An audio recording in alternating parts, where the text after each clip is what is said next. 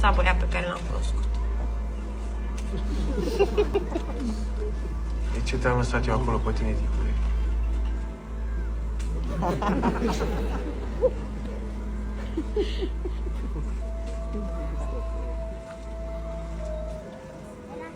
Sunteți prieteni cu Adrian?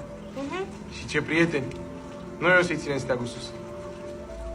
Eu sunt Goașa, de la barul de aici, din sat. Venea mereu pe la noi.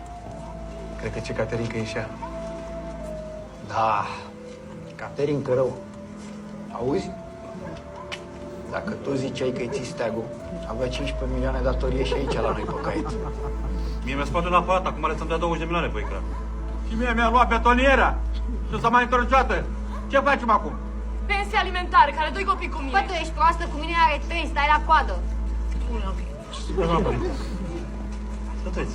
Bună ziua. Eu sunt primarul din Gureasa. Bună ziua, în sfârșit un domn rațional. Ați venit să-i dați chiar de la comună, nu-i așa? Mai degrabă să iau cheia. De la Logan.